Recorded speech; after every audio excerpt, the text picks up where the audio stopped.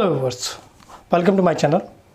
आज हम demand series का दूसरा वीडियो लेके आए हैं और इससे पहले का वीडियो यानी डिमांड अगर आपने नहीं देखा है तो उसका लिंक नीचे डिस्क्रिप्शन बॉक्स में है या ऊपर आई बटन पर क्लिक करके आप वो वीडियो देख सकते हैं। तो चलिए फिर हम आज डिमांड सीरीज़ का ये दूसरा वीडियो शुरू करते हैं और आज हमारा ये टॉपिक है लॉ ऑफ डिमांड या जिसे हम मांग का नियम कहते हैं। देखिए, मांग का नियम शुरू करने से पहले मैं आप लोगों को थोड़ा सा क्लियर करना चाहता हूँ कि जो सोशल साइंसेस के लॉ होते हैं और जो मटेरियल साइंसेस के लॉ होते हैं दोनों में डिफरेंस होता है। देखिए, जो मटेरियल साइंसेस के लॉ होते हैं उसमें हम मटेरियल्स की स्टडी करते हैं जो एक जैसा ही व्यवहार करते हैं, लेकिन जब हम सोशल स्टडीज़ में कोई लॉ की बात कर रहे होते हैं तो वहाँ पर हम ह्यूमन बिहेवियर की स्टडी करते हैं। तो देखिए, ह्यूमन बिहेवियर जो है वो हमेशा चेंज होता रहता है, वो हमेशा एक जैसा ही नहीं होता है। तो इसलिए जब भी हमारे सोशल साइंसेस के जो भी लॉज होते हैं या जो भी हम नियम बनाते हैं उसमें कुछ अजम्पशंस लेके चलते हैं, कुछ मान्यताएं लेके चलते हैं। यानी सोशल साइंसेस के जितने भी लॉज होते हैं वो औसत रूप से सच होते हैं। तो चलिए फिर हम आज का जो हमारा नियम है या जो हम आज टॉपिक लेके आए हैं मांग का नियम, उसको शुरू करते हैं। तो मांग का नियम ये कहता है कि अगर अन्य बातें समान रहें तो किसी वस्तु की कीमत और उसके मांगे जाने वाली मात्रा में विपरीत संबंध पाया जाता है। कम कीमत पर अधिक वस्तुओं की मांग की जाती है और अधिक कीमत पर कम वस्तुओं की मांग की जाती है। इसको सरल शब्दों में हम ऐसे कह सकते हैं कि किसी भी वस्तु की कीमत और उसकी मांग में इनवर्स रिलेशन होता है। इसको एक सीसॉ की तरह हम समझ सकते हैं। जैसे सीसॉ होता है कि इसका एक पलड़ा नीचे होता है तो दूसरा पलड़ा ऊपर होता है, और दूसरा पलड़ा अगर नीचे होता है तो पहले वाला पलड़ा ऊपर होता है। इसी तरह है जो लॉ ऑफ डिमांड है यानी मांग का नियम है, वो भी इसी तरह से कह रहा है कि कीमत और मांग में अलग अलग यानी विपरीत संबंध होता है। हमने पहले वीडियो में डिमांड सीरीज़ में हमने आपको बताया था कि demand is the function of price, P.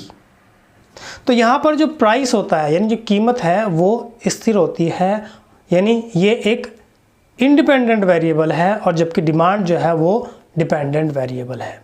यानी कीमत के हिसाब से मांग में परिवर्तन होता रहता है। कीमत परिवर्तन हुई तो मांग परिवर्तन हुई, यानी कीमत कम कीमत पर अधिक वस्तु की मांग और अधिक कीमत पर कम वस्तुओं की मांग। कीमत से मांग प्रभावित होती है, मांग से कीमत प्रभावित नहीं होती है। ठीक है, मांग का नियम कुछ मान्यताओं पर आधारित है।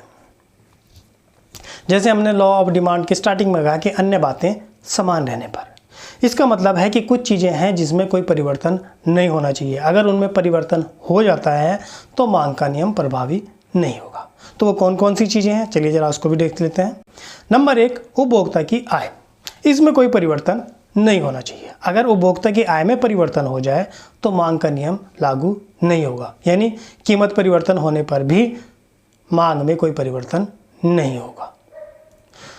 अगर मान लेते हैं कि उपभोक्ता की आय बढ़ गई और वस्तु की कीमत ही बढ़ गई तो ऐसी स्थिति में क्या होगा कि मांग का नियम लागू नहीं होगा, उपभोक्ता अधिक कीमत पर भी वो वस्तुएं खरीद सकता है।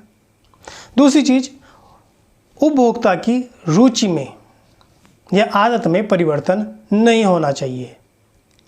अगर उपभोक्ता की आय में या रुचि में, आदत में या रुचि में परिवर्तन हो जाए तो ऐसी स्थिति में कीमत परिवर्तन होने पर भी उपभोक्ता वस्तु की मांग ज्यों का त्यों रखेगा, यानी वहाँ पर भी मांग का नियम प्रभावी नहीं होगा। जो अगली चीज़ है कि जो स्थानापन्न वस्तुएं हैं उनकी कीमतों में भी परिवर्तन नहीं होना चाहिए, वो भी स्थिर रहनी चाहिए।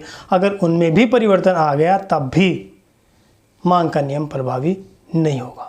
स्थानापन्न वस्तुएं यानी जहाँ पर हम एक वस्तु के स्थान पर दूसरी वस्तु का प्रयोग कर सकते हैं, जैसे चाय की जगह पर कॉफ़ी, इस तरह की जो वस्तुएं हैं, तो वहाँ पर भी जो स्थानापन्न वस्तुएं हैं उनकी कीमतों में कोई परिवर्तन नहीं होना चाहिए। तो जो अगली चीज़ है वो है कि वस्तु कोई विलासिता की वस्तु नहीं होनी चाहिए या फैशन की वस्तु नहीं होनी चाहिए। कि जो विलासिता की वस्तु यानी लग्जूरियस गुड्स हैं या फिर जो फैशन की चीज़ें हैं वहाँ पर लॉ ऑफ डिमांड काम नहीं करता, क्योंकि जहाँ पर विलासिता की वस्तुएं होती हैं या फैशन की वस्तुएं होती हैं वहाँ पर हम अधिक से अधिक महंगे, यानी फैशन की वस्तुएं तो हम चाहते हैं कि हम महंगी से महंगी वस्तु खरीदें, या विलासिता की वस्तुएं हम महंगे से महंगी खरीदते हैं। तो ये जो नियम है लॉ ऑफ डिमांड, ये सामान्य वस्तुओं पर लागू होता है, विलासिता की वस्तुओं पर और लग्जरियस गुड पर ये काम नहीं करता है। भविष्य में कीमत बढ़ने पर की आशंका या फिर युद्ध जैसी स्थिति में भी मांग का नियम प्रभावी नहीं होता। ऐसी स्थिति में क्या होता है कि कीमत बढ़ने पर भी उपभोक्ता अधिक वस्तुओं की मांग करते रहते हैं। और एक पॉइंट और इसमें हम कह सकते हैं कि जो उपभोक्ता की मानसिक स्थिति जो है वो स्थिर होनी चाहिए। अक्सर व्यक्ति नशा किए हुए हो, शराब पिए हो, तो ऐसी स्थिति में उपभोक्ता जो है वो विवेकशील नहीं रहता, वहाँ पर उसका विवेक काम नहीं करता, वो कम कीमत की वस्तुओं के लिए भी अधिक कीमत दे देता है। तो यानी ये जो मान्यताएं हैं, इनके आधार पर हम कह सकते हैं कि कम कीमत पर अधिक वस्तुओं की मांग और अधिक कीमत पर कम वस्तुओं की मांग की जाती है। ये हमारा मांग का नियम है।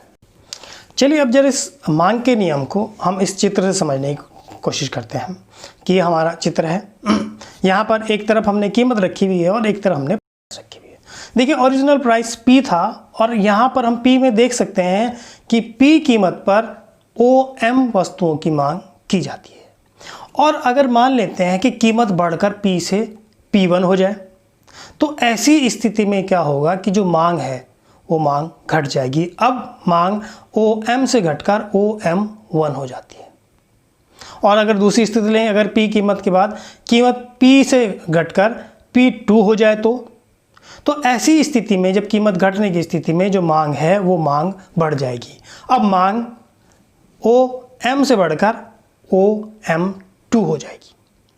तो अगर हम इन तीनों स्थितियों को देखें और इन तीनों स्थितियों को मिलाते हुए एक रेखा खींचें, तो ये जो रेखा खींची जा रही है, ये जो रेखा खींची गई, इसको हम कहते हैं मांग वक्र। और मांग वक्र की खासियत ये होती है बाएं से दाएं नीचे की तरफ गिरता है। अब ये मांग वक्र बाएं से दाएं नीचे की तरफ क्यों गिरता है, इसके पीछे भी कुछ कारण है। क्या कारण है, थोड़ा सा हम उसके बारे में डिस्कस कर लेते हैं। तो मांग वक्र के बाएं से दाएं नीचे गिरने का जो पहला कारण है वो है सीमांत उपयोगिता ह्रास नियम। देखिए इसके ऊपर एक वीडियो बना हुआ है मेरा, इसका लिंक नीचे डिस्क्रिप्शन बॉक्स में है या ऊपर आई बटन पर क्लिक करके भी आप उसको देख सकते हैं और समझ सकते हैं कि सीमांत उपयोगिता ह्रास नियम किस तरह से काम करता है। तो यहाँ पर हम देखते हैं कि जैसे जैसे हम वस्तुओं की अधिक इकाइयों का उपयोग करते हैं तो वैसे वैसे हमें मिलने वाली उपयोगिता जो है वो कम प्राप्त होती है। इसलिए हम कम उपयोगिता के लिए कम कीमत देना चाहते हैं। इसलिए मांग वक्र का ढाल बाएं से दाएं नीचे की तरफ होता है, या इसे हम कहते हैं कि मांग वक्र का ढाल ऋणात्मक होता है। इसका जो दूसरा कारण है उसको हम कह सकते हैं कीमत प्रभाव या प्राइस इफेक्ट। देखिए जब किसी वस्तु की कीमत में परिवर्तन होता है तो उसके लिए या तो नए उपभोक्ता उसको खरीदने के लिए तैयार हो जाते हैं या कुछ उपभोक्ता उसको छोड़ देते हैं। मान लेते हैं कि वस्तु की कीमत कम हो गई, तो ऐसी स्थिति में क्या होगा कि जो उपभोक्ता अभी तक इस वस्तु को नहीं ले पा रहे थे, अब वो नए उपभोक्ता उस वस्तु को ले पाएंगे। और यदि इसकी कीमत बढ़ गई तो ऐसी स्थिति में जो उपभोक्ता अभी तक इसको ले रहे थे, तो उसमें से ऐसा हो सकता है कि कुछ उपभोक्ता इस वस्तु को लेना छोड़ दें। जो अगला कारण होता है मांग वक्र नीचे बाएं से दाएं नीचे गिरने का, वो होता है जिसको हम कहते हैं आय प्रभाव या इनकम इफेक्ट।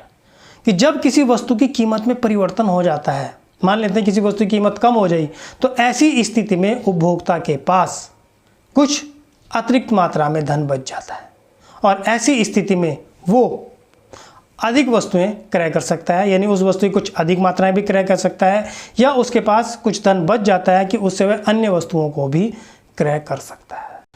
और इसका एक अन्य कारण है स्थानापन्न प्रभाव। स्थानापन्न प्रभाव ये तब काम करता है जब स्थानापन्न वस्तुओं की कीमतों में परिवर्तन हो जाता है। तो ऐसी स्थिति में जो मांग वक्र है वो बाएं से दाएं नीचे की तरफ गिर जाता है, यानी इसका ढाल ऋणात्मक हो जाता है। तो ये था हमारा आज का वीडियो और उम्मीद करते हैं कि आपको हमारा ये वीडियो पसंद आया होगा। और अगर आपको ये वीडियो पसंद आया तो चैनल को सब्सक्राइब जरूर करें, साथ ही नोटिफिकेशन के लिए बेल आइकन दबाएं ताकि हर आने वाली वीडियोस आपको मिलती रहें।